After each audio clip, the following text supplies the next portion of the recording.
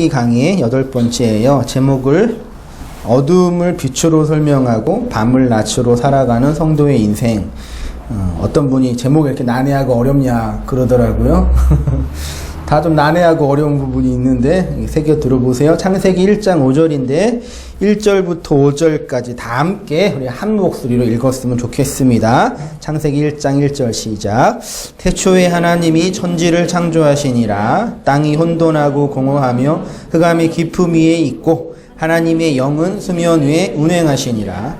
하나님이 이르시되 빛이 있으라 하시니 빛이 있었고 빛이 하나님 보시기에 좋았더라. 하나님이 빛과 어둠을 나누사 하나님이 빛을 낮이라 부르시고 어둠을 밤이라 부르시니라. 저녁이 되고 아침이 되니 이는 첫째 날이니라. 아멘. 5절 오늘 할게요. 하나님이 빛을 낮이라 부르시고, 여기에 낮 생각하면 24시간 하루 혹은 12시부터 시작되는 오후, 우리 그렇게 상식적으로 이해하고 있는데 그게 아니에요. 아무튼 하나님이 빛을 낮, 욤이라고 부르시고 카라, 칭하시고 어두움을 밤이라고 칭하셨다. 그러니까 저녁이 되고 아침이 되었는데 이게 첫 번째 날, 에하드라는 단어인데 완성의 날, 연합의 날이라고 했습니다. 진리의 빛으로 함몰이라는 부분, 나머지 부분 한번 시간 되면 보세요. 빛, 지난주 설교예요. 오르는 이렇게 하나님의 신적인 임재와 영적인 지식과 하나님의 초월적인 능력을 상징하는 거라고 했지요. 빛 하면 하나님 혹은 하나님의 임재, 하나님이라는 분이 누군지 우리가 알아요? 하나님을 만났다, 하나님을 느꼈다, 하나님의 인도하심을 받았다, 그런 표현들을 우리가 쉽지 않게 하고 있는데 실제로 하나님이라는 분을 할 때 어떻게 해요? 어렵지요. 그 초월의 하나님을 이 땅에 갇혀있는 현상기 안에 살고 있는 우리가 감지할 때, 인식할 때 빛이라고 성경이 얘기해주고 있는 것입니다. 하나님의 초월이 이렇게 현상계 안에 있는 우리에게 감지될 때 빛이라고 하자. 그게 빛이다. 그렇게 정하신 거예요. 이렇게 하나님의 신적인 초월을 빛으로 받은 성도를 향해서 성경은 뭐라 그래요?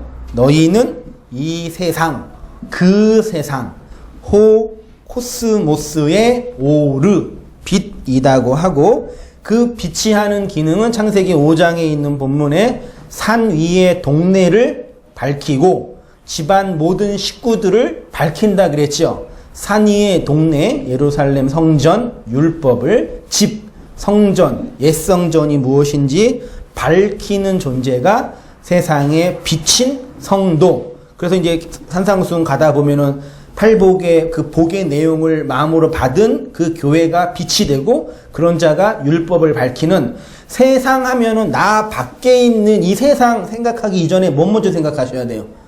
집 안, 세상 하면 제일 먼저 누구예요? 쟤요? 나지요. 내가 우주잖아요. 내가 세상이잖아요. 내 안에 등불, 빛이 들어오면 내가 율법 안에 있는, 율법으로 나를 규정했던 그 난지 폭로당하잖아요. 거기에서 빛이 밝혀지는 거고, 그래서 이제 이 세상이 뭔지를 확인하게, 나와 세상이 함께 이렇게 있는 거예요.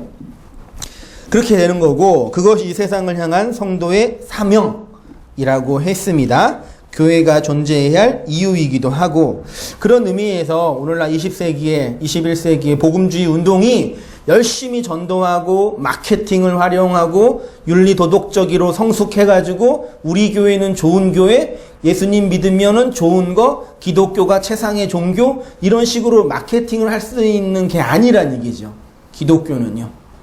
기독교는 쉽게 말하면 복음은 내가 그 진리의 빛으로 죽어가는 그 과정 속에서 나타나는 그 빛을 나타내 보이는 거니까, 어떤 의미에서는 복음은 내가 죽는 그 과정을 증거하는 거죠. 그게 좋으시겠어요?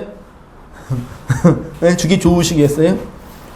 그치만 거기에서 이제 여기에서 이제 필요한 게 나타나는 게 이제 성령의 절대성과 필연성이라고 제가 표현을 했습니다. 본문 보시면 교회가 이 세상에서 빛이 된다라는 것은 그 빛을 비추이는 일, 인간이 목표로 정하고 헌신하고 노력하는 것만으로는 안 되지요. 왜냐하면 그 비추임은 인간의 보편적인 욕망과 반대의 일이기 때문입니다. 그래서 이 세상의 이 복음의 진리에 하나님의 특별한 개입과 은혜가 나타나야 되니 그게 바로 성령 하나님의 절대성과 필연성, 성령 하나님의 인도하심, 도우심이 요구된다. 여러분, 성령 하나님이 우리의 개인적인 인간적인 욕망으로는 율법을 다 지키지 못하니까, 하나님의 계명을 다 지키지 못하니까 그 성령 하나님이 우리로 하여금 그 계명을 다 지킬 수 있도록 도와주시는 분이시죠. 아무도 아멘 안 하네? 속이려고 그랬는데 이렇게 말하면 다 아멘해요. 우리 인간의 힘으로는 하나님의 말씀을 다 지키지 못하잖아요. 그러니까 하나님께서 우리에게 지킬 수 있는 성령의 능력을 주신다는 얘기죠. 그래서 율법을 다 지킬 수 있는 쪽으로 간다. 그렇게 많이들 이해해요. 거의 대부분이요. 그리고 이렇게 이해하는 게 어느 때는 틀리지 않은 것처럼 느껴질 때가 있단 말이죠. 근데 성령 하나님은 그런 식으로 도와주시는 분이 아니란 얘기예요. 이런 거죠. 그런 게 아니라 진리의 말씀으로 그리스도의 영을 받은 성도는 보편 인간의 존재 목적, 모든 인간의 본성적 존재 목적인 자기 사랑, 이걸 제가 자기애라고 표현을 했어요. 인간은 어떤 방식으로든 나라는 존재를 사랑하고 나라는 존재를 확장하는 방식으로 존재할 수밖에 없어요. 그치요? 그렇게 살아가는데 성령 하나님이 뭐 한다고요? 그 자기애의 존재 방식, 자기 사랑의 확장의 존재 방식을 뭐 한다고요? 공격한다고요. 말하자면요. 그래서 내가 내 자아의 욕망으로만 살지 못하게 하는 거고, 아까 제가 전자로 말씀드린 율법을 다 지킬 수 있게 한다는 쪽으로 만약에 이렇게 이해한다면 많이 틀리지 않을 수 있는데, 그런 개념이 율법을 열심히 지킬 수 있게 도와준다는 개념은 결국 뭐예요? 내가 내 힘으로는 나의 사랑, 자기의 확장을 위해서 살 수가 없잖아요. 내가 내 개인의 자원의 힘으로는 내가 바라는 욕망을 이룰 수가 없지요. 성령님이 그걸 도와주는 양반이 아니라 본질적으로 나의 자기의 인간의 보편적인 욕망 자체, 선악과 먹은 그 나가 죽어가는 걸 성령님이 실행한다는 얘기죠. 그게 나중에 공부하겠지만 말할 수 없는 탄식으로 우리를 위하여 기도하신다는 성령 하나님의 도우심이고, 성령이 너희에게 임하면, 여기 있네요. 본문 복기 6장 16장 13절 요한복음요. 진리의 성령이 오시면 그가 너희를 모든 진리 가운데로 인도하시리니 그가 스스로 말하지 않고 오직 들은 것을 말하며 장래일을 너희에게 알게 하리라 했죠. 보세요. 진리의 성령이 오시면 뭐 하신대요? 진리의 성령이 오시면 바라고 원하는 것들을 들어주신대요. 우리의 꿈을 이루어 주신대요. 행복을 책임져 주신대요. 진리의 성령이 오시면 뭐 하신대요? 우리를 모든 진리로, 진리, 말씀, 하나님의 빛 속으로 함몰시킨다는 얘기죠. 그게 성령 하나님의 일이고, 그것을 역사 속에서 경험할 때 장래의 일이라고 하는 거예요. 성령 받은 성도의 역사의 종말이 시작되잖아요. 그게 장래의 일이고, 그 성령을 받으면 장래의 일을 알게 된다라고 표현하는 거지, 포춘텔링처럼 미래의 일을 미리 예견하고 말하는 개념이 아니에요. 인터넷상에서 누구 홍씨나 그런 분들이 있잖아요. 한국이 전쟁이 일어난다, 미래의 일을 내가 계시받았다. 말도 안 되는 정신 질환이에요. 그거는 사기꾼일 수도 있겠지만. 이 페이지로 가보겠습니다.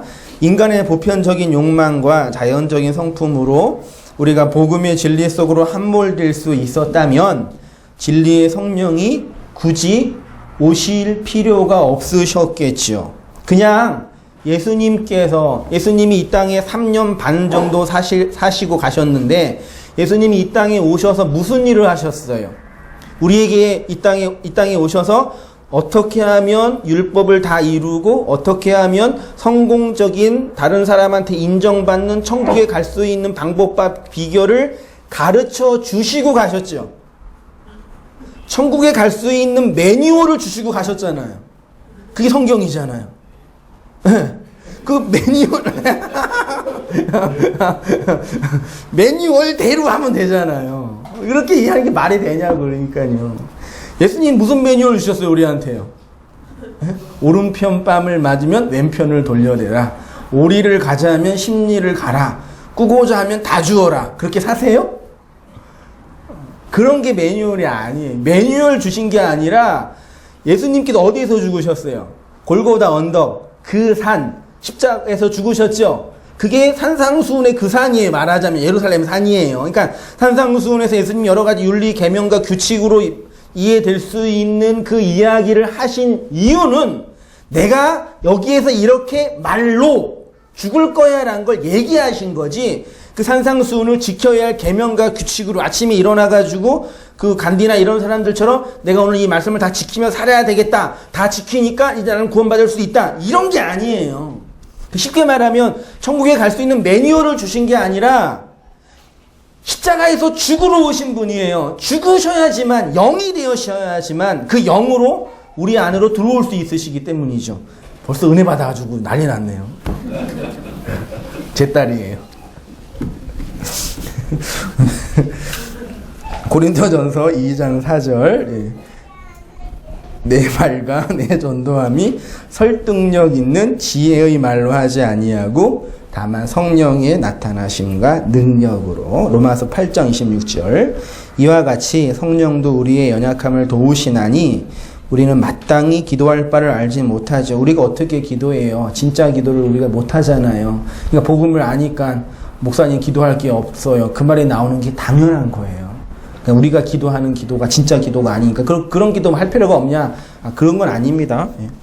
진짜 기도를 못하는데 성령이 오셔서 그 진리로, 그 말씀으로 탄식하며 우리를 위하여 기도하게 하신다라고 얘기하는 거죠. 그래서 성령이 우리를 위하여 기도하시는 내용은 이거죠. 보세요. 진리로의 함몰, 그렇게 표현했습니다.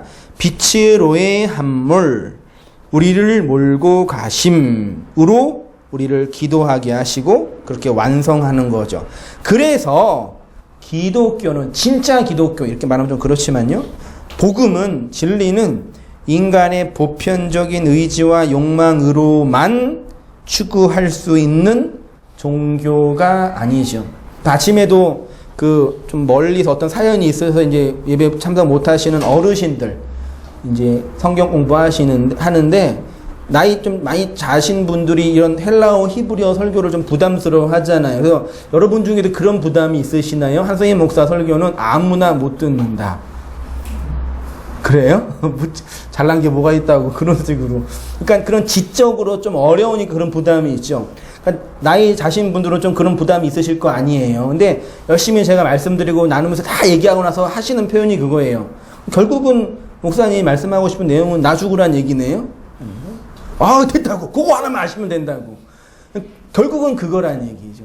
뭐 히브리어, 헬라어, 신학적인 용어 다 얘기해도 가장 그 결론 하나는 하나님 앞에 발가 벗겨지는 존재로 내 육체의 욕망과 나가 죽어가는 것으로 결론 지어지는 거죠. 그러면서 하시는 질문이, 목사님 그렇게 사시냐고.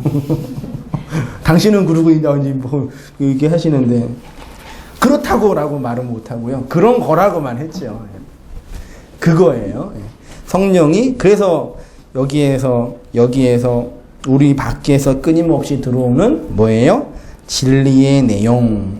지난주에 말씀 나누었던 것처럼요, 촛불이 불을 내기 위해서는 산소와 초가 있어야 되잖아요. 산소가 없어지면 불 꺼지죠. 그것처럼 하나님의 말씀을 밖에서 끊임없이 내 안으로 받아내야 돼요.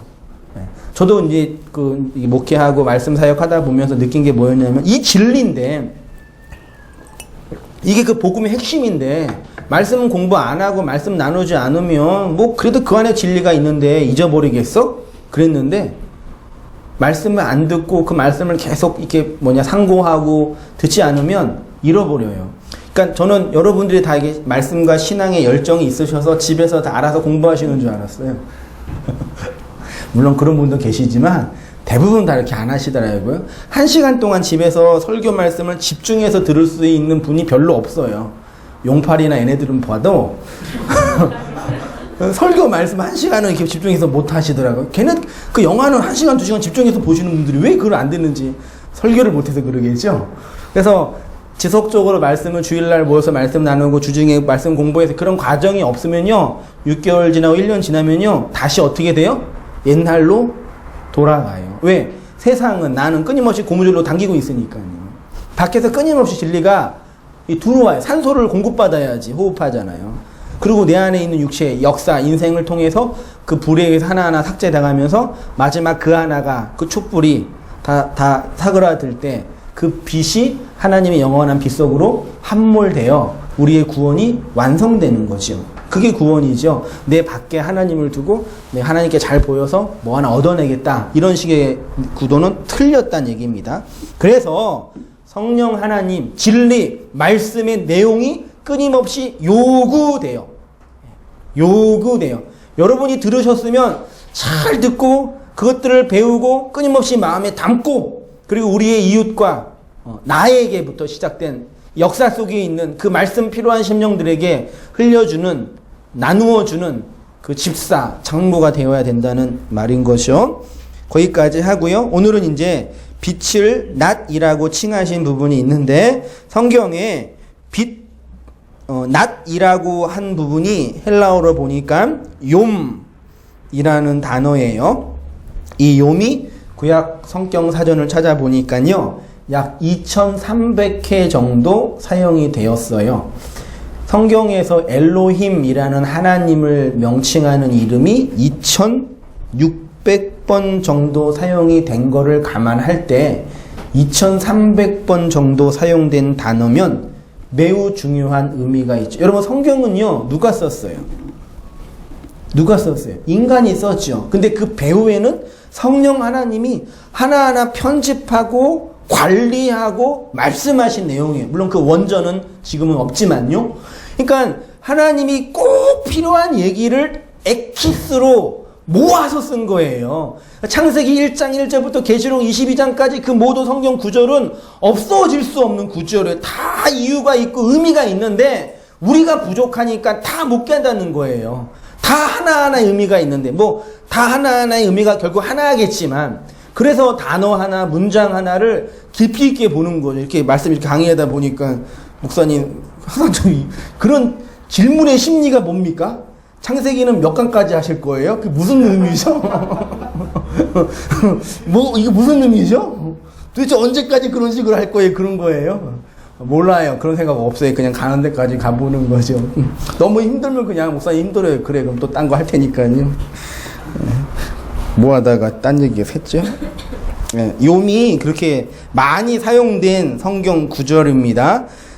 기본적인 뜻이 그 시간의 개념으로 많이 사용이 되었고요. 그래서 그 24시간을 표현할 때, 우리가 날 하면, 데이 하면 24시간이죠. 그게 욤이에요. 근데 그것만 있는 것이 아니라 빛과 반대되는 어떤 기간, 역사, 혹은 막연한 일상, 시간, 그렇게 다양한 의미로 1시간도 되고 24시간도 되고 어떤 일정한 기간도 되는 그런 다양한 의미로 욤이라는 단어를 성경이 사용했어요. 그래서 이 욤이라는 단어를 통해서 하나 알 수 있는 건 뭐냐면, 하나님은 시간을 초월하여 계시는 분이다.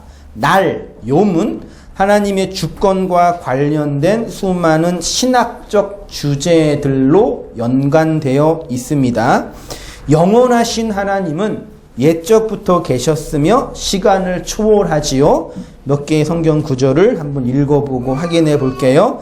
이사야 43장 13절. 과연 태초로부터 나는 그니, 이게 참 신비하죠. 태초로부터 나는 그다. 내 손에서 능히 건질 자가 없도다. 내가 행하리니 누가 막으리요. 다니엘서 7장 9절. 내가 보았는데 왕자가 놓이고, 언제부터요? 목적부터 항상 계신 이 시편 90편 4절 주의 목전에는 천년이 지나간 어제 같으며 밤의 한 경점 같을 뿐이니이다. 이렇게 하나님은 우리의 시간과 역사를 초월하는 분이라는 걸 알 수 있습니다. 이러한 시간은 하나님에 의해 창조되었으며 하나님의 주권 아래에 있지요. 우주적이고 현세적인 시간과 마찬가지로 사람의 수명도 하나님의 주권과 사역 아래 있음을 알 수 있습니다. 시편 90편 10절 우리의 연수가 70이요 강건하면 80이라도 그 연수의 자랑은 수고와 슬픔뿐이요.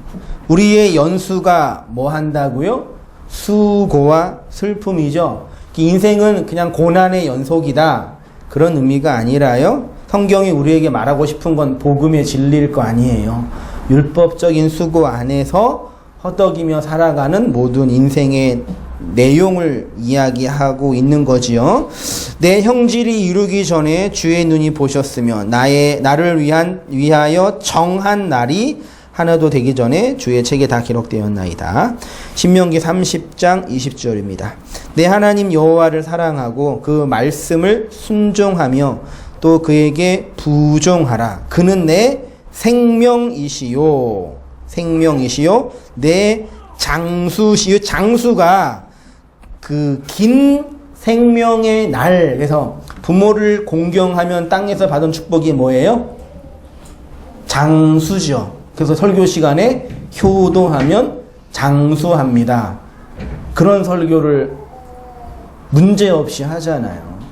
그러니까 성경에서 말하는 부모는 나를 낳아준 엄마 아빠를 의미하는 게 아니라 결론만 말하면 우리가 어떻게 낳았어요? 말씀으로 답을 줬죠. 말씀으로 낳았잖아요. 거룩한 씨로 낳았잖아요. 그래서 말씀이 우리의 뭐예요? 부모죠. 그 말씀을 공경하면 그게 뭐예요? 생명이라는 그 구원의 내용이지 윤리 강연이나 유교 책에도 있는 그 도덕 경전을 얘기하려고 물론 그런 문맥을 사용하신 거지만 그 얘기예요. 그게 장수, 긴 날, 욤이란 단어로 설명이 되었습니다. 성경이 기록될 당시 고대 근동 지역에서의 종교와 문화는요, 이 역사가 시작과 종말에 이르는 수평적이고 직선적인 역사관이 아니라 고대 근동 지역에는요, 뭐였어요? 시간이 항상 재배열되고 재상산되는 무슨 역사관이요? 순환적 역사관. 요 역사관 중요합니다. 기독교에서 말하는 역사관은 시작이 있고 끝이 있는 직선적 역사관인데 이 세상의 다른 특히 이제 성경이 기록될 당시 고대 근동 지역에서는 순환적 역사관, 불교의 역사관이 그거죠. 돌고 돈다라는 거. 한번 읽으면서 정리할게요. 그러나 창세기 1장은요. 고대 근동 지역의 다른 종교와 사상과는 정반대의 역사관을 가지고 있었습니다. 성경은 시간은 직선적이며 그 역사는 하나님의 초월과 깊은 관계가 있다고 하죠. 그러니까 순환적 역사관에서의 초월은 있어요, 없어요? 없지요.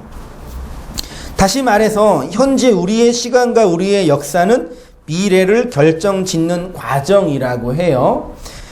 두꺼운 글자로 썼습니다. 시간이란 우리가 살고 있는 이 시간, 욤의 역사요. 이 시간이란 하나님의 영원의 의가, 초월의 의가 역사 안에서, 현상계 안에서 생명으로 나타나는 내용이고 반대로 악이라는 것이 죽음으로 처벌받는 것을 증명하는 경기장이에요. 시간의 개념이 뭐냐면 하나님의 초월이 무엇인지를 하나하나 증거하고 설명하는 과정이고 내용이라는 얘기죠. 이 역사는 하나님의 존재와 성품을 드러내는 도구와 재료가 되는 거고요. 역사 안에 포함된 개별자인 인간들도 하나님의 존재와 성품을 드러내는 뭐가 된다고요? 도구와 재료가 되는 거예요. 수단이 되는 거예요. 하나님의 의를 그려내는 수단이 되는 거예요. 그러니까 그 순환적 역사관의 역사의 주체는 누구예요? 역사가 돌고 돌잖아요. 시작과 끝을 점 찍는 내가 역사의 주인이에요. 그래서 직선적 역사관을 비판하는 철학자들이 직선적 역사관의 주인은 하나님이기 때문에, 초월이기 때문에 역사에 대한 허무주의적인 생각을 하게 된다. 그래서 그렇게 나온 사람이 독일의 철학자인 그 니체 같은 사람이 기독교의 직선적 역사관을 허무는 과정을 한 거예요. 돌고 도는 순환적 역사관으로 기독교의 직선적 역사관을 비판하고 무너뜨린 거거든요. 이해 안 하셔도 되는데 아무튼 그거예요. 순환적인 역사관의 주인은 역사를 살고 있는 누구예요? 주인은 나, 인간. 역사를 바라보는, 역사의 객차는 그 시간을 바라보는 나가 그 시간의 주인이고, 직선적인 역사관은 초월적인 하나님이 계시니까 그 하나님에 의해 증명되고 설명되는 시간이니까 나는 객체가 되니까, 수동적인 존재가 되니까 이 역사를 뭐죠? 허무하게 보는 경향이 있다고 하는 거예요. 그리고 그런 분들이 또 없지는 않고요. 묵시 속에서 이미 다 결정됐다며요. 우리 역사는 그 묵시의 파편이라며요. 완성됐으니까 이 역사는 어차피 이거의 거울이니까 그냥 살지, 이런 쪽으로 가니까 허무주의처럼 보일 수가 있는 거예요. 근데 아이러니하게도 2000년의 교회의 역사는 허무주의로 빠진 적이 별로 없어요. 희한해요. 되게 열정적이고 현세지향적이에요. 오히려 기독교가. 물론 안 그런 부분도 있지만 사족이었습니다. 역사에 대한 폭넓은 이해, 이런 이해 속에서요, 우리는 우리 자신의 인생과 역사의 의미를 조금 더 적극적이고 능동적으로 이해해 보았으면 좋겠어요. 오늘날 잘못된 복음, 왜곡된 기독교, 제가 늘 비판하는 율법주의, 기복주의, 신비주의는 이 초월의 영역에 속한 기독교를 자신들의 현상계, 이 역사 안에서 무엇인가 필요한 것으로 이용하고 사용하는 잘못된 기독교예요. 율법주의, 도덕주의는 율법과 도덕으로 하나님을 대신했죠. 기복주의는 성공과 번영이 하나님이라고 말하는 거지요. 신비주의는 나의 개인적인 느낌과 경험이 신적인 가치라고 얘기하는 거지요. 그건 아니라는 얘기예요. 그런데 이런 잘못된 기독교를 비판하는 쪽에 있는 사람들, 저희 같은 온땅교회 같은 교회에서 율법이나 성공이나 신비나 권위라는 용어 자체를 부정할 수가 있는 거예요. 위험에 빠질 수가 있는 거예요. 제가 복음은 이 땅에서 성공과 실패, 아니 우리의 인생의 행복과는 전혀 상관이 없습니다 라고 하면 어떤 분은 우리가 불행하고 망해야 된다는 것입니까? 그렇게 질문하는 분들이 계시죠. 그럼 반대로 예수를 이용해서 성공하려는 것은 믿음도 아니고 복음도 아닙니다 라고 하면 그러면 실패하는 것이 하나님의 뜻입니까? 라고 말할 수가 있는 거예요. 어떤 식으로 이해하든지 자기를 정당화하려는 인간, 율법주의, 기복주의에서 나왔다고 하는 사람들이 우리입니다. 인간의 역사와 시간을 부정하고 인간이 만들어내는 것은 배설물이라고 하면서, 거짓이라고 하면서 그 배설물과 거짓을 부정하고 있는 나를 정당화하고 있을 수가 있는 거예요. 이해되세요? 돈이 많이 있는 사람이 돈에 대한 탐욕이 강해요? 돈이 없는 사람이 돈에 대한 탐욕이 강해요? 둘 다요? 저는 돈이 많은 사람이 돈에 대한 탐욕이 강한 줄 알았어요. 왜요? 돈이 없었으니까요. 근데 의외로 돈이 없으신 분들 중에도 돈에 대한 탐욕이 강해요. 저는 그러니까 돈이 많이 있어야지 돈에 대한 탐욕이 있는 줄로 알았죠. 그게 기본적인 윤리잖아요. 근데 돈이란 그 가치가 없어도 그걸 더 욕망하게 되더라고요. 부자가 아멘 잘하네요. 제가 아멘 했어요 지금요. 넌 믿음으로 틀려요 아멘이라고. 다 자기 중심으로 듣는 거예요 이렇게요.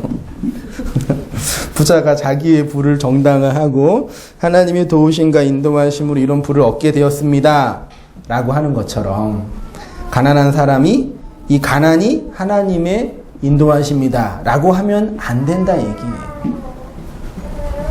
성공하면 하나님의 축복이고 실패하면 하나님의 저주? 아니죠. 그러면 성공은 저주이고 실패는 축복? 아니죠. 그러니까 둘 다 아니에요. 산업화로 성장하던 20년, 30년 전에는요, 성공은 하나님의 축복이고 실패는 하나님의 저주라는 공식이 있었어요. 물론 지금도 있어요. 그런데 요즘에는요, 어떤 사람들은 성공은 사탄의 속임수다. 실패는 하나님의 인도하심이다. 또 이렇게 공식을 또 만들어요. 성공이 하나님의 축복이 아닌 것처럼 실패도 하나님의 축복이 될 수 없는 거예요. 물론 이 모든 과정들을 통해서 뭐 일하다가 일이 망하고 돈이 없어지고 건강이 아파하면은 어떤 생각이 들어요? 내가 뭘 잘못했나? 뭐가 또 이런 계기는 돼요. 예, 그 계기는 돼요. 계기가 되는 측면에서는 매우 중요하다고 여겨져요. 맞잖아요. 항상 내가 번영하고 성경하고 있을 때는 아무 생각도 안 하고 있다가 뭐 돈이 없거나 상경이 어려워지면 나를 돌아보게 되잖아요. 그런 계기는 되지 그 현상 자체가 뭐 하나님의 저주네 축복이네 인도하심이라고 말하기는 매우 어려운 부분이 많단 말이죠. 뭐 하다가 그래 제 얘기를 하면 열심히 교회 목회하고 사역해서 교회가 성장해서 부흥했다고 쳐요. 그러면 그게 하나님의 축복이에요? 그러고 싶어요. 그런데 반대편에서 또 어떤 분들은 열심히 목회하고 있잖아요. 근데 교회가 안 될 수 있죠. 저도 그럴 수 있지만. 근데 그럼 하나님의 축복이 아니에요? 맞잖아요. 이렇게 우리는 이해할 수 있단 말이에요. 물론 어려운 부분이 있지만 그렇게 우리는 어떤 식으로 내 역사와 인생과 내 모습을 어떻게 하든지 나를 정당화하려고 한다니까요. 성공이든 실패든요. 거기서 벗어나는 게 구원이라고요. 말하자면요. 악한 세상이라고 하신 이유 부분 보세요. 여러분, 왜 성경은 인간이 만들어낸 것은 배설물이고 거짓이고 부정한 것이라고 하는지 아십니까? 그 거짓과 부정을 통해서 진리와 깨끗한 것을 창조하시는 하나님의 사역을 설명하는 과정이에요. 과정. 이 역사는 항상 선과 악이 공존할 수밖에 없지요. 왜냐하면 선과 악을 통해서, 다시 말해서 선을 통해서 악을 통해서 선의 재료로 사용하신다는 얘기죠. 잘 이해하셔야 됩니다. 악이라는 거, 선이라는 개념 자체가 악의 반대가 아니라 선이 악의 반대가 아니라 악이라는 이 내용을 통해서 그것을 통해서 선에 이르는 과정이라는 얘기죠. 쉽게 말하면 악은 선의 재료예요. 로마서 8장 28절 보세요. 우리가 알거니와 하나님을 사랑하는 자, 곧 그 뜻대로 부르심을 입은 자들에게는 모든 것이 합력하여 뭘 이룬대요? 선을 이룬대요. 요거를 이렇게 적용하잖아요. 인생의 나의 고난, 나의 실패, 나의 좌절 어떻게 해석해요? 이 좌절과 실패와 고난을 통해서 하나님께서 더 좋은 것으로 주실 거다 라고 얘기하잖아요. 근데 본문을 보시면 뭐냐면 선을 이룬다라는 단어는 없어요. 그냥 에이스라는 전치사가 있어요. 선을 향해. 그러면 이 땅에 있는 모든 과정들을 통해서 선의 재료, 선을 향해 가는 그 힘이 된다고 말씀하시는 거죠. 뭐 이런 예화가 정확한 설명은 아니겠지만 한번 그런 예화를 했는데 네 자매가 남자친구를 사귀었어요. 한 2, 3년 열심히 사귀었는데 남자한테 차였어요. 이 예가 그냥 들어보세요. 틀려도 그냥 웃어주세요. 사귀었는데 내가 원하는 그 결혼 상대자의 상은 말하자면 100이라고 해요. 근데 지금 사귀고 있었던 남자는 80점이에요. 그 사람과 결혼하면은 말 못하지? 결혼하면은 별로잖아요. 말하자면 근데 이 사람한테 차였어. 내가 좋아하는 사람한테. 아이, 죄송해요. 생각나면 좀 이따 말씀 후에 할게요. 예. 모든 것이 선의 재료입니다. 한번 보세요. 율법을 통해서 은혜를 만들어 내신다는 거예요. 율법은 옛날 남자친구, 은혜는 지금 아주 멋있는 내 남편. 이게 아닌가? 어둠을 통해서, 혹시 틀린 것 같으면 나중에 얘기해 주세요. 빛을 드러내신다는 거예요. 어둠이 나빠요? 빛을 알았으면? 맞죠? 인간의 죄와 악을 통해서 하나님의 선과 의를 드러내신다는 얘기예요. 죄와 악이 나빠요? 하나님의 선에 이르는 과정이라고 한다면 안 나쁘죠. 그러면 그 죄와 악을 어떻게 해요? 용서할 수 있죠. 풀어줄 수 있죠. 그걸 풀어준다는 얘기는 그 속에 있어서 나를 풀어준다는 개념. 그 나를 사랑한다는 게 그런 개념이에요. 그 잠깐 누구랑 얘기했지만 사람이 결혼하려면 두 사람을 사랑해야 돼요. 상대방을 사랑해야 되고 또 누구를? 나를 사랑해야 돼요. 근데 의외로 이성교제나 이런 거에 많이 안 하시는 분들이 상대방, 이성을 향한 사랑이 없는 것도 있지만 기본적으로 뭐가 없어요? 나를 향한 사랑이 없는 사람이 이성을 향한 그런 사랑이 약할 수 있는 그런 심리가 있는 것 같더라고요. 그게 심리예요. 진리가 아니라. 그런 개념입니다. 그러니까 이 세상은 악한 거야 하면서 그 악 속에 있는 나, 그 악을 비판하고 있는 나를 정당화하려는 태도처럼 악한 것이 없습니다. 그럼 마치 아기가 더러운데 깨끗하게 씻길 생각은 안 하고 아기가 더러우니까 그냥 밖에 버리자 말하는 모양이 되는 거예요. 우리가 살고 있는 이 역사는 악과 죄가 항상 공존해요. 그러니까 저는 절대 착하게 살라고 얘기 안 하잖아요. 우리 아들한테 절대 착하게 살라고는 얘기는 안 해요. 착하게 사는 게 꼭 좋은 건 아니더라고요. 그럼 나쁘게 사는 게 좋은 거냐? 그것도 아니에요. 그 얘기 하는 것 같아요. 우리가 살아가는 이 역사는 항상 악과 죄가 공존해요. 그 악과 죄를 인간들이 함의한 윤리, 도덕, 성공과 실패로 보지 말자. 그걸 그렇게 보지 말고 그것을 통해서 일하시는 누굴 보자고요? 하나님을 보자. 그것을 통해서 일하시는 그것 자체에 가치를 두지 말자 이 얘기죠. 선, 악, 율법, 빛, 성공, 실패, 건강, 아픔, 좌절, 고통, 성공 이것 자체의 의미를 부여하지 말자는 얘기죠. 그걸 통해서 이걸 사용해서 일하시는 하나님 그러려면 반드시 내가 그 안에서 죽어야 돼요. 왜? 그 안에 내가 있으니까요. 우리를 아프고 힘들게 하는 것은 우리 밖에 세상이 악하고 더러울 뿐만 아니라 내가 악과 죄와 더러움 속에 가득 차 있는 것을 확인할 때겠죠. 하나님이 우리의 죄와 악을 보게 하신 이유는 그것으로 진리와 의, 깨끗함을 알게 하기 위함이란 얘기죠. 우리 인생은 더러운 것에서 깨끗한 것을 만들어내는 것이고 비진리의 어둠 속에서 진리의 빛을 드러내는 것이며 불의한 것에서 의로 드러나는 것이죠. 우리가 능동적으로 빛과 진리, 은혜를 만들어내는 것이 아니라 하나님이 우리를 통해 그것들을 통해서 우리 안에 빛과 진리를 창출해낸다라는 얘기죠.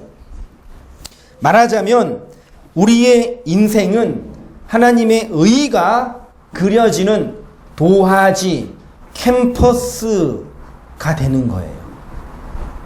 그걸 인정하고 받아내는 게 누구의 죽음? 여러분들의 죽음이라고요. 저도 경험하지만 절대 하나님이 내 인생을 그려내게 놔두지 않아요. 내가 하나님께 어떻게 이용해가지고 내 주체로 하나님을 이용해 먹으려고 그러든지 하나님을 조종하려고 그러지 하나님이 나를 그려내는 쪽으로 가지 못한다고요. 싫어한다고 그거를요. 그걸 인정하고 받아내는 게 구원이고 그게 기독교예요. 이해되셨으면 좋겠어요. 여전히 많은 분들이요, 하나님에 의해서 내가 그려지는 존재라는 것보다 내가 내 인생의 주체로 무엇인가 그려내려고 한 거예요.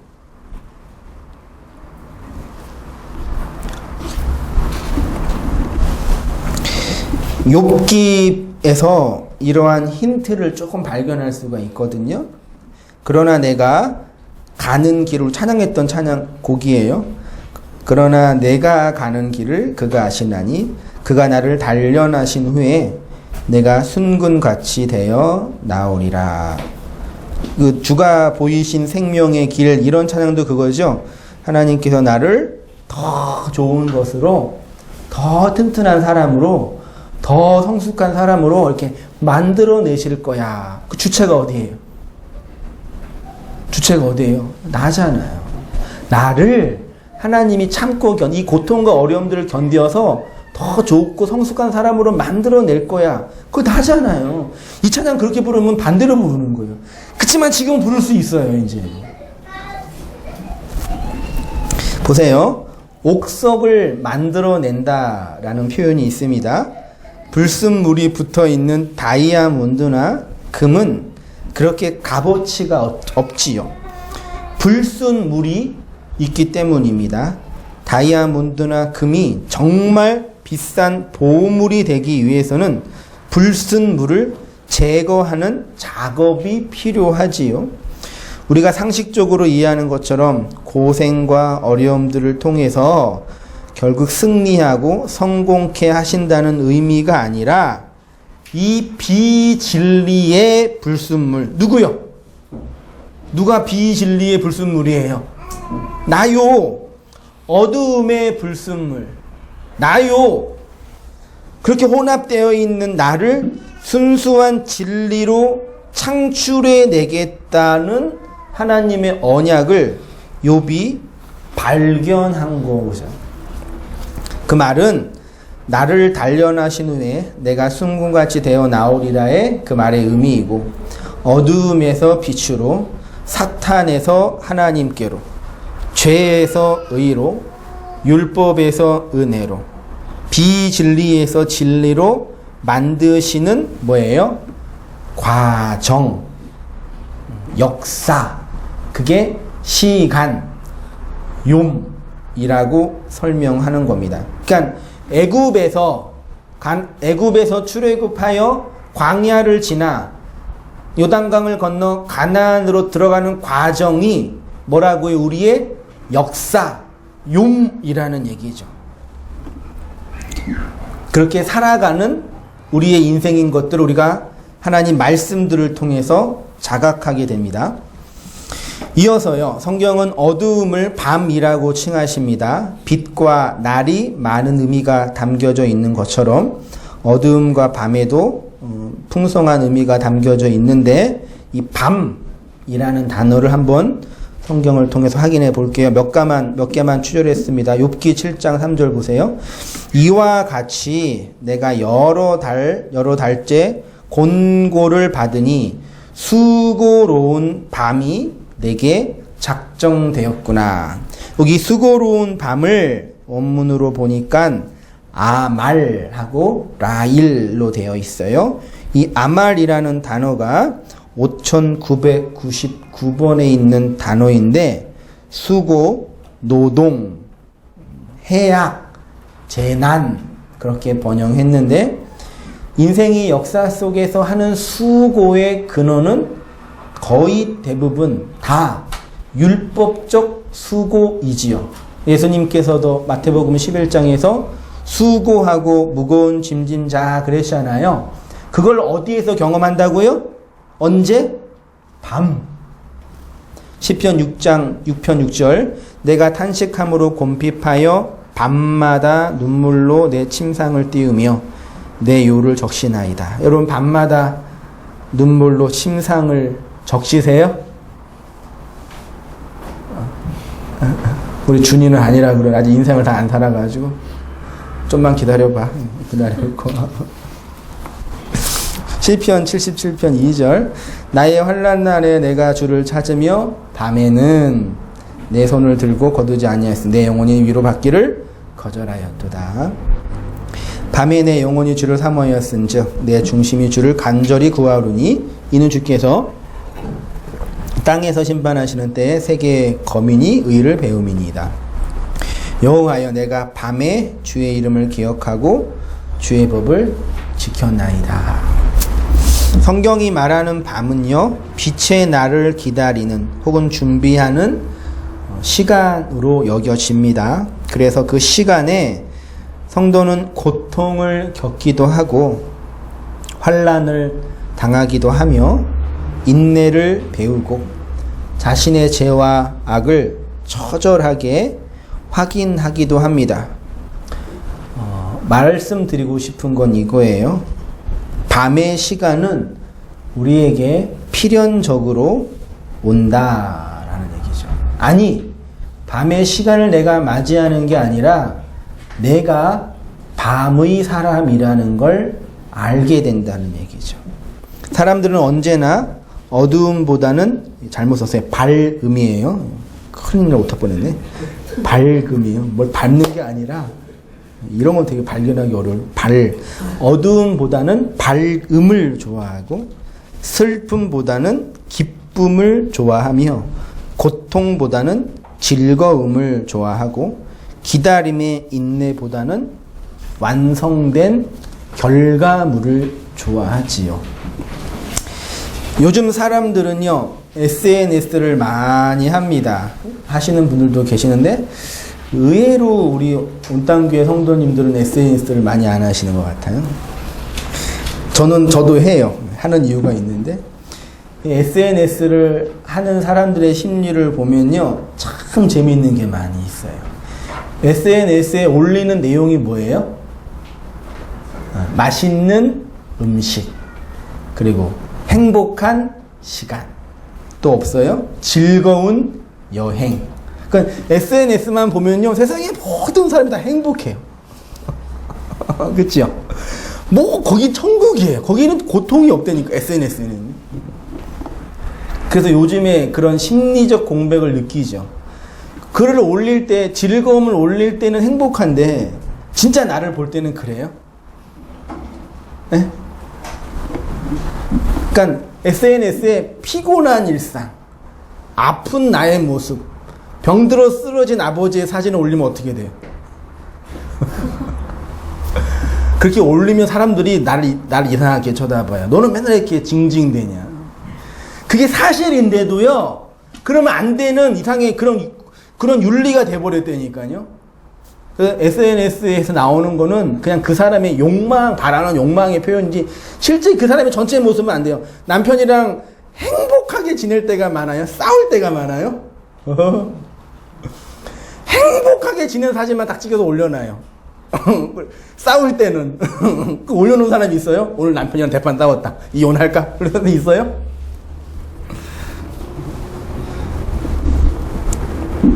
그걸 보면서 저의 개인적인 이야기입니다. 사람들은 빛이라는 걸 즐거워하지만, 그리워하지만 여전히 어둠 속에 있는 사람들의 심리를 보게 돼요. 올리지 말래요. SNS에 슬픈 얘기 올리지 말래요. 쓰러진 얘기, 아빠 쓰러진 얘기, 상처받은 얘기, 남자친구랑 헤어진 얘기, 고통받는 얘기 올리지 말래요. 사람들은 자신의 어두운 부분을 일부러 가립니다. 여러분, 사람치고 어두운 부분이 없는 사람이 없어요. 이런 얘기를 이번에 아주 디즈니에서 아주 멋있게 그렸잖아요. 인사이드 아웃. 얼마나 철학적인 얘기예요. 우리는 항상 기쁨이랑만 있고 싶은데, 안 보셨어요? 상식이 안 통하네요. 기쁨이랑만 있고 싶어 하잖아요. 기쁨이랑 있으면 안 돼요. 누가 우리의 그 감정을 컨트롤 해야 돼요. 슬픔이가 적당하게 컨트롤해. 그래서 그 꼬마의 내일을 주장하는 건 기쁨이지만 어른들은 누가 주장해요? 슬픔이가 주장해요. 그 조정한다고요. 물론 다 맞는 얘기는 아니지만, 아니 사회 심리학이나 인간 사회를 배우고 있는 일반 문학에서도 인생은 행복하고 기쁠 수만은 없습니다. 슬픔을 인정하고 받아내셔야 됩니다. 얘기하는데 복음과 진리를 얘기하는 교회에서 항상 성공하고 번영하고 행복할 거예요. 그런 거짓말이 어디 있어요? 말도 안 되는 얘기죠. 맨날 교회에서 SNS 올려서 SNS에서 말하는 그 모습만 얘기하는 모양이잖아요. 안 돼요. 자매들이 이렇게 예쁜 옷을 입고 화장을 하고 교회에 오시죠. 그런데 자매님들이 그렇게 예쁜 옷을 입고 화장을 하고 사용했던 우리 자매님들의 화장대와 침대 위와 방을 지금 본다면 벌써 웃음이 나오잖아요. 나의 예쁨을 위해서 누가 죽었어요? 화장대가 죽은 거죠. 화장대가 더러워졌잖아요. 그러니까 사람들은 예쁘게 화장한 자매만 보지 예쁘게 화장된 자매가 어떻게 됐는지를 확인을 안 하려고 그래요. 여기 예배당 되게 깨끗하고 좋지요. 네, 근데 저 구석에 여기 베란다 구석은 별로 들어가기 싫어요. 무슨 말씀 드리는지 아시겠어요?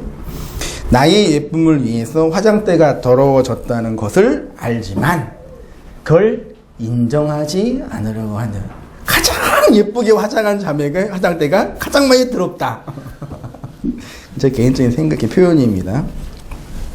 집안에는 더러운 쓰레기를 담는 쓰레기통이 있고 우리가 용변을 볼 수 있는 화장실이 있지요. 이렇게 밝고 깨끗한 예배당이지만 저 베란다 구석은 온갖 잡동사니가 쌓여 있습니다. 그럼 이렇게 질문합시다. 화장실이 깨끗한 공간이에요? 선한 공간이에요? 예배당이 선한 공간이에요? 쓰레기통이 선한 거예요? 깨끗한 방이 선한 거예요? 우리는 우리의 편견으로 거기는 더러운 데가 모여 있는 곳, 여기는 깨끗한 것, 요거만 옳은 것 이렇게 이해하잖아요. 요 근처에 그 인터넷에 전 세계를 슬프게 한 그 3살짜리 크루족 아이가 있었잖아요. 그걸 보면서 이제 전 세계가 우리가 잘못했다 이러지 말자 그러는데 그 인도주의 운동이 일어나자 그러는데 그거는 아니 그 전까지 수많은 영화들의 아이들이 죽어갈 때는 조용히 있고 아무렇지도 않았던 사람들이 그걸 보면서 자기네가 그렇게 부끄러운 존재라는 게 폭로당하는 거예요. 원래 그랬는데 인간들이요. 이 세상은요 인본주의, 인도주의, 박애주의로 움직여지지 않아요. 그냥 정치인들 적당하게 사용하는 거예요. 나라는 절대적으로 힘에 의해서, 돈에 의해서, 권력에 의해서 움직여져요. 그 나라가 나라니까요.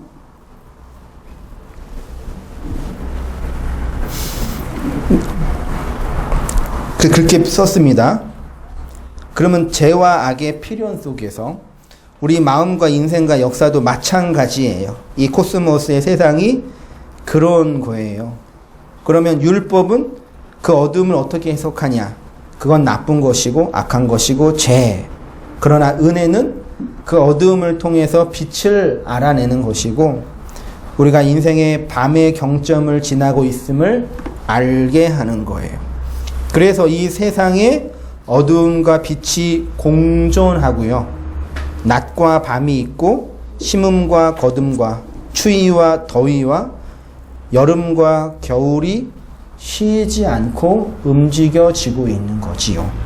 마지막으로 구원을 설명하기 위한 애굽의 밤하고 말씀을 마치겠습니다. 그래서 하나님이 이스라엘 백성에게 구원을 설명하기 위해서 애굽이라는 이방의 땅과 밤이라는 어둠의 시간 속에 있는 이스라엘을 구원한 거예요. 여러분, 애굽이 누구예요? 우리가 애굽에서 구원받았다라고 할 때 그 애굽은 하나님을 대적한 악한 사람이 아니라 그 애굽이 누구예요? 나잖아요. 애굽의 10가지 재앙을 받은 존재가 누구예요? 나예요. 우리는 자꾸 구원을 이원론으로 나누어서 애굽의 악한 땅에서 내가 나와서 선하게 됐다라고 해요. 그게 난데요. 그러니까 끊임없이 하나님이 하나님과 나가 분리되어 있는 거예요. 난 하나님께 잘 보여야 되는데, 뭔가 얻어내야 되는데, 내 인생이 이렇게 안 되는 거는 하나님이 아직 뭐 안 했기 때문에 이렇게 분리해 놓는 거라니까요. 그 거래를 해야 되고 뭘 해야 되는 거예요. 내가 애굽이라는 걸 확인하게 되면 더 이상 그 하나님과 거래할 필요가 없다니까요. 그래서 내가 이 땅에서 성공하고 번영하고 싶은 그 욕망 자체가 죽어지게 되면, 그 욕망이 죽어지게 되면 그 하나님이 보이는 거예요. 이게 진짜 되게 중요한데, 어려운데. 결국 이러한 하나님의 구속사를 통해서 구원받은 교회는 내가 애굽이고 어두운 밤이라는 것을 알게 되는 것입니다. 그리고 거기에서 나올 수 있는 유일한 길은 장자의 죽음을 통해서만. 10가지 재앙의 마지막 재앙이 뭐죠? 아들의 죽음이죠. 10가지 재앙, 10가지 말씀의 마지막 하나가 뭐예요? 사랑이잖아요. 그러니까 애굽의 10가지 재앙은 하나님의 백성이 말씀을 받을 때 옛 자아가 경험하는 내용이라니까요. 그러니까 하나님 안 믿는 어떤 세상에 애굽 재앙 받는 게 아니라 우리가 그거 받고 나온 거라니까요. 출애굽기 11장 1절 한번 보겠습니다. 여호와께서 모세에게 이르시기를 내가 이제 한 가지 재앙을 바로와 애굽에 내린 후에 그가 너희를 여기서 내보내리라. 그가 너희를 내보낼 때 여기서 반드시 다 쫓아내리니 백성에게 말하여 사람들에게 각기 이웃들에게 금은 은금 패물을 구하게 하라 하시더라. 여호와께서 그 백성으로 애굽 사람의 은혜를 받게 하셨고 또 그 사람 모세는 애굽 땅에 있는 바로의 신하와 백성의 눈에 아주 위대하게 보였더라. 4절 모세가 바로에게 이르되 여호와께서 이와 같이 말씀하시기를 밤중에 내가 애굽 가운데로 들어가리니. 이 라일 그 밤이에요. 내가 밤이에요. 여러분이 밤이에요. 애굽 땅에 있는 모든 처음 난 것은 왕위에 앉아있는 바로의 장자로부터 맷돌 뒤에 있는 몸종의 장자와 모든 가축의 처음 난 것은 하나님이에요. 장자, 옛날부터 장자는 모든 힘의 근원이에요. 그쵸? 내 인생의 장자, 내 힘의 근원, 그거 죽이신대요. 애굽 온 땅에 전무후무한 큰 부르짖음이 있으리라. 이 장자의 죽음을 복음적으로 설명한 게 뭐라고요? 6월절에 어린 양의 죽음이에요. 어린 양도 언제 먹어요? 밤에 먹어요. 그 밤에 그 고기를 불에 구워 무교범과 쓴 나물과 아울러 먹되 내가 그 밤에 애굽 땅에 두루 다니며 사람과 짐승을 물어나고 애굽 나라 가운데 처음 난 것을 다 치고 애굽의 모든 신들에게 벌을 내리리라. 나는 여호와로다. 밤중에 여호와께서 애굽 땅에서 모든 처음 난 것 곧 그 위에 앉은 바로의 장자로부터 옥에 갇힌 사람의 장자까지와 생축에 처음 난 것을 다 치심에 그 밤에 바로와 그 모든 신하와 모든 애굽 사람이 일어나고 애굽에 큰 호곡이 있으리니 이는 그 나라에 사망치 아니한 집이 하나도 없음이더라. 밤에 바로가 모세와 아론을 불러서 이르되 너희와 이스라엘 자손은 일어나 내 백성 가운데를 떠나서 너희의 말대로 가서 여호와를 섬기며 이 밤은 그들은 애굽 땅에서 인도하여 내심을 인하여 여호와 앞에 지킬 것이라. 이는 여호와의 밤이라. 이스라엘 자손이 다 대대로 지킬 것이라. 애굽이 나쁜 것이겠습니까? 밤이 더러운 거예요. 성경이 말하고 싶은 의도는 그런 게 아니죠. 어두움에서 빛으로, 밤에서 낯으로 살아가는 성도가 어떻게 사는 것인지 우리가 알아야 돼. 이렇게 그래서 어두움을 밤이라, 밤을 어두움이라 그러고 빛을 낯이라고 하고 그게 몇째 날이라고요?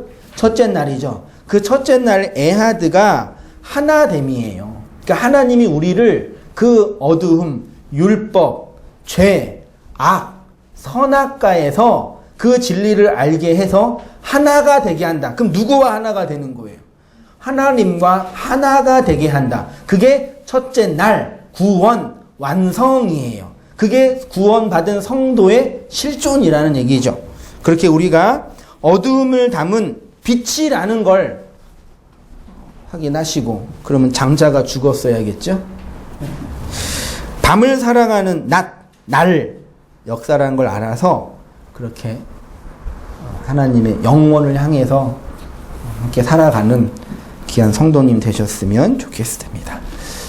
기도하겠습니다.